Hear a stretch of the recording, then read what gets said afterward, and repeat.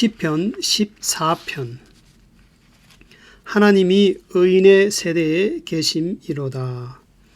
로마서 3장에서 바울은 인간의 전적인 부패를 이렇게 소개하고 있습니다. 의인은 없나니 하나도 없으며 하나님을 찾는 자도 없고 다 치우쳐 선을 행하는 자는 없나니 하나도 없도다. 저희 목구멍은 열린 무덤과 같고 혀는 끝없이 속임을 베풀고 입술은 독사의 독이 가득하고 저희 눈은 하나님을 두려워함이 없도다. 인간이 이렇게 부패하게 되는 근본 원인은 그 마음에 하나님을 알지 못하는 데 있다고 성경은 말씀하고 있습니다. 하나님을 알지 못하면 도덕과 사상이 자연스럽게 부패하게 됩니다. 그리고 어리석은 일을 행하게 됩니다.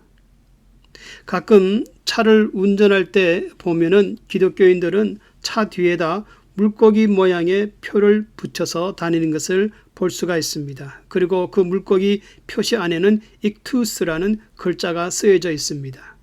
이것은 주는 그리스도시요 살아계신 하나님의 아들이십니다 하는 과거에 핍박을 받던 초대교회 성도들의 신앙의 표시였습니다.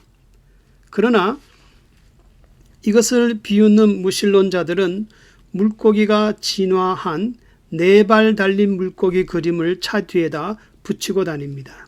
그리고 익투스 대신에 다윈이라는 글을 갖다가 그 물고기 안에 집어넣었습니다. 이것은 나는 성경에서 말하는 창조론과 하나님을 믿지 않고 다윈의 진화론을 믿는다는 것입니다.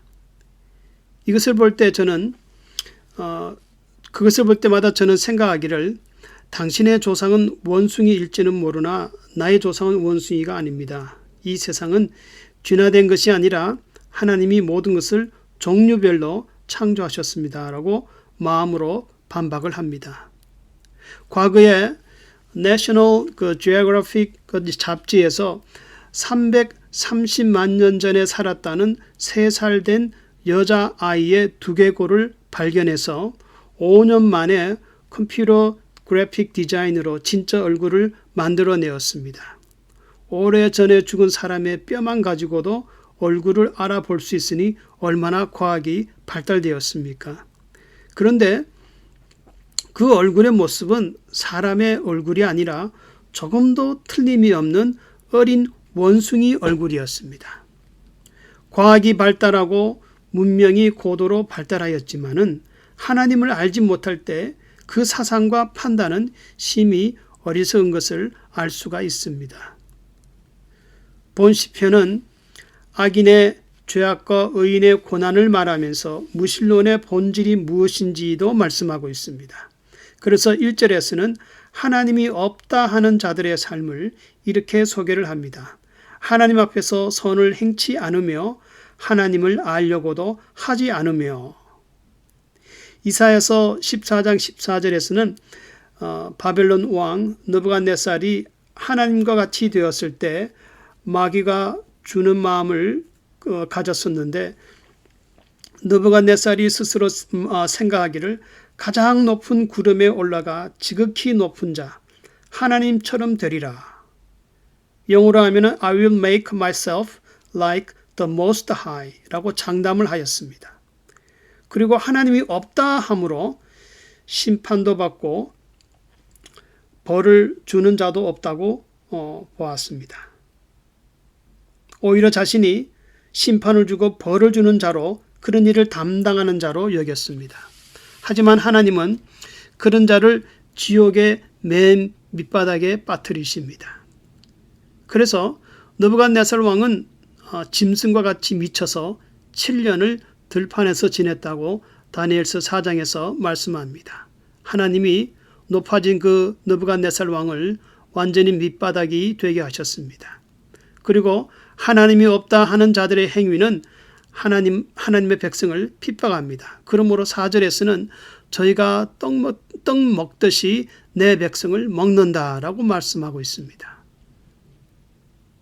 과거에 중국에서 문화혁명이 일어났을 때 문화혁명 1966년에서 1976년에 일어났던 사회적, 정치적 격동기였습니다. 이상적인 사회주의 국가를 건설하려던 공산주의 운동, 그 공산주의자들에 의해서 수많은 사람들이 순교자가 생겼습니다. 기독교인의 순교자가 생겼습니다. 감옥에서 20년 넘게 중노동으로 시달리며 죽어가면서도 그들은 예수님을 부인하지 않았습니다. 그리고 지금 50년이 지난 지금은 100배로 불어난 7천만 명의 성도들이 생겼다고 합니다. 시대마다 하나님은 없어 라고 부정하며 살고 간 많은 사람들이 있었지만은, 그러나 땅 위에는 항상 의인의 시대가 있었고, 그리고 하나님이 성도들과 함께 하시는 것을 눈으로 보여주는 때가 있었다고 오늘 본문 5절, 6절, 7절에서 말씀하고 있습니다. 그래서 인간 역사 속에는 하나님의 두 가지 섭리가 복합적으로 이렇게 나타난다고 말씀합니다. 하나는 세상이 하나님께서 성도들에게 베푸는 그 구원과 피난처 되심을 세상이 보게 되고 앞으로도 계속 보게 된다는 것이고, 또 하나는 세상에는 무신론자들이 두려워하는 하나님의 심판이 있고 그런 심판이 계속된다는 것입니다. 에스더서에 보면은 하만이 하나님의 백성 온 이스라엘 사람들을 죽이려고 계획을 세웠다고 말씀합니다. 특히 이 하만이 모르드게를 죽이려고 교수대까지 만들었다고 합니다. 그 당시 세계 최강이었던 나라 페르시아의 임금담으로 높은 하만의 이 세력은 하늘을 찌를 듯이 높았고 그의 목소리가 온 세상을 호령하였었습니다. 그러나 기도하는 모르드게와 에스더 앞에서 하만은 때가 되니까 갑자기 기가 꺾이고 철저히 하나님의 심판을 당하였습니다. 그래서 하만은 자기가 만든 교수대에 자기가 죽게 되었다고 말씀합니다. 하나님을 찾지 않는 악인들이 가득한 세상 속에서 과연 하나님이 나의 기도를 들으시며 나를 구원하실까 믿음으로 나약하여 의심하는 성도들이 있습니까? 하나님이 의인의 시대에 계심이로다. 아무리 악인이 많아도 의인의 간구를 들으시는 의인의 시대가 있고, 하나님의 구원 앞에서 악인들은 실패하고 멸망한다고 성경은 말씀하고 있습니다. 그래서 시편 42편 5절에서는 하나님의 도우심을 바라며 낙심치 말라고 성도들에게 이렇게 약속하십니다. 내 영혼아, 네가 어찌하여 낭망하며 어찌하여 내 속에서 불안하여 하는고? 너는 하나님을 바라라. 그 얼굴의 도우심을 인하여 내가 오히려 찬송하리로다.